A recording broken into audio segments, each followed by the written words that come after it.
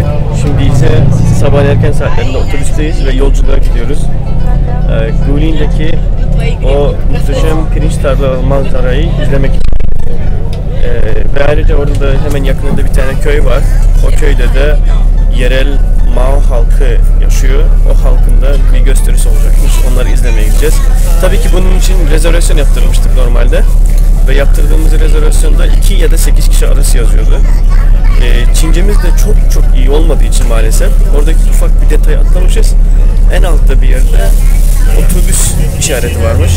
Yani biz kısacası 2-8 arası değil de en fazla 6-8 kişiyle seyahat etmeyi düşünürken şimdi koskoca otobüsteyiz.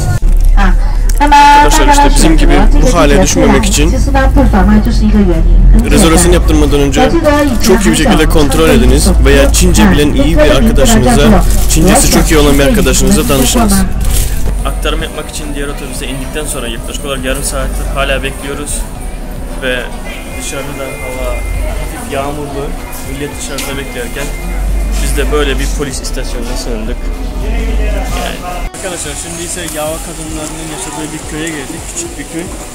Ve burada en çok da bambu ağaçlarından yapılan yemeklerle meşhurlar. Bambu içerisine yemek katıyorlar ve bu şekilde pişiriyorlar. Gel. İçerisi de bu şekilde oluyor arkadaşlar. Pirinç ve et var. Непонятно.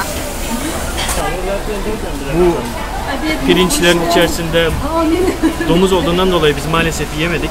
Ama yiyen arkadaşımız söylüyor ki tadının ne olduğu da belli değil. Bir tuhaf bir tadı var. Çin'deki özellikle eski evlerin birçoğunun çatısı bu şekilde yapılmaktadır. Bunun sebebi ise ejderhaların rahatlıkla çatılara konabilmesi içindir. Yani bu köydeki eski Yağ kadınlarının bulunduğu köydeki insanların da çatılarındaki evlerin hemen hemen hepsinde bu şekildeki çatıdaki sistemi görebilirsiniz. 这个我知道，还是这个什么？Laro. Evet arkadaşlar bu ise domuz etiymiş.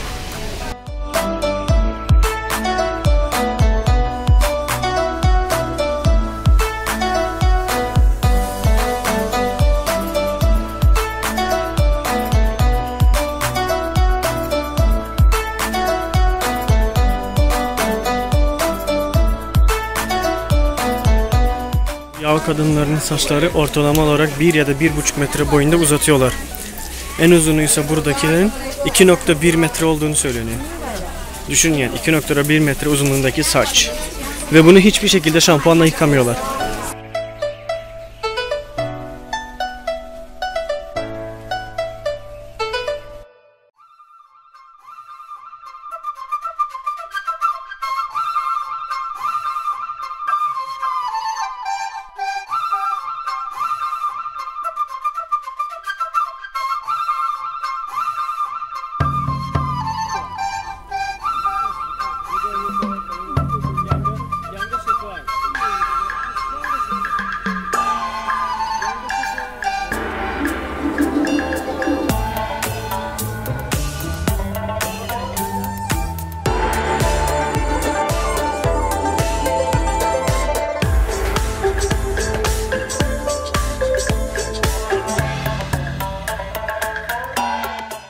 Buraya ulaştıktan sonra böyle merdivenler çıkmanız gerekiyor.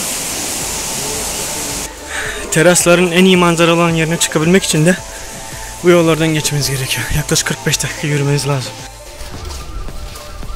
Burası biraz Karadeniz evlerine de benziyor. Tahtadan evler. Ve gideceğimiz yer orası. Seven Stars with the Moon Viewing Tower.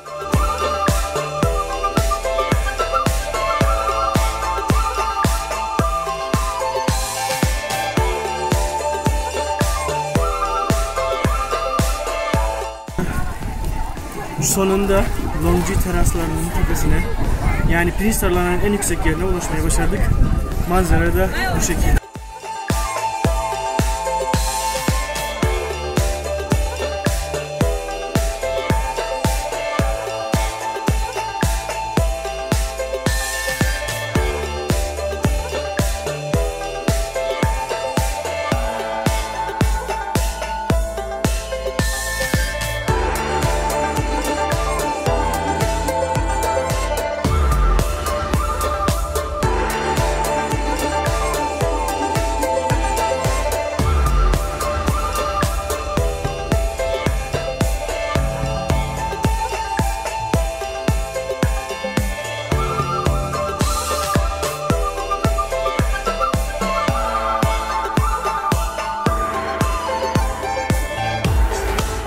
Şimdi ise o tepeden diğer bir tepeye geçiyoruz. Nine Dragon Five Tigers Viewing Platform diye.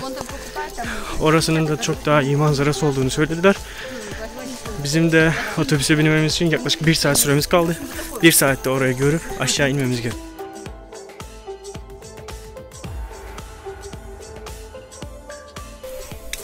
Şimdi ise muhteşem manzaraya hazır mısınız? Gelin bakalım.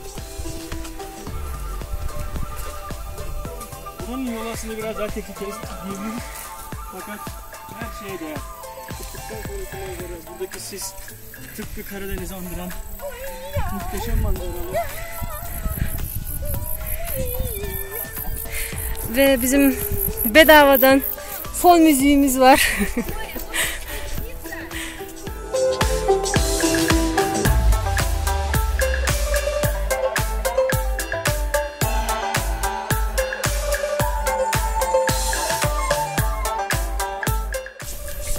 ...700 sene önce buranın yerli halkı olan Yao halkı buraya taşındıktan sonra yemeğe fazla bir şey bulamadıklarından dolayı pirinç tarlalarını ekmeye başlamışlar.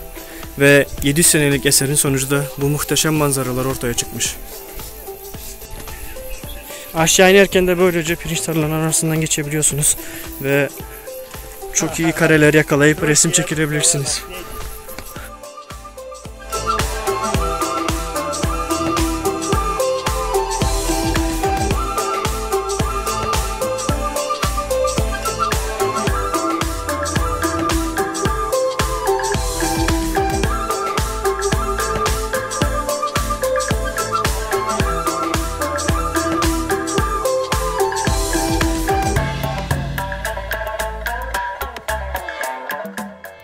Eğer herhangi bir otele yerleştiyseniz ve VIP bir üyeyseniz, yani çok pahalı bir otel aldıysanız, o yüksekteki en tepedeki oteli bununla çıkartıyorlar.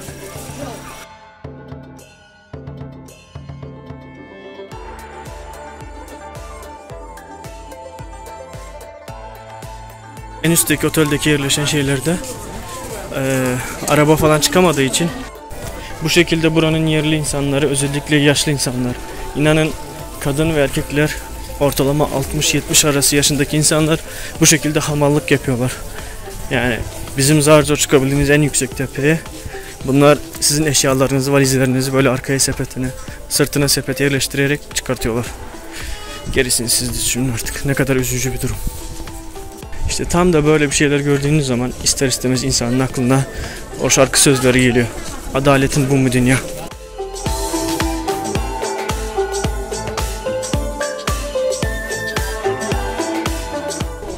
Şimdi ise akşamüstü Guli'nin sembolü haline gelmiş 2 tane kule var ve bu kulenin tarihi var. Biri Sun, The Sun Tower, yani Güneş Kulesi ve diğeri ise Moon Tower, Ay Kulesi olarak biliniyor.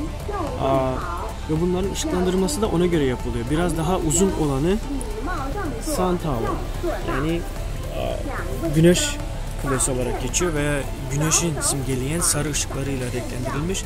Diğer kısa olanı ise Eye Tower, Ay Kulesi, Moon Tower, yani Ay Kulesi ise beyaz ışıklarla ışıklandırılmış.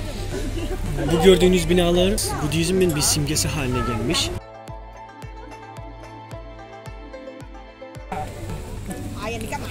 Ay ve Güneş Kulesi'ni alt taraftan birbirine bağlayan akvaryum şeklindeki bir tünel var. Camdan yapılmış bu tünel.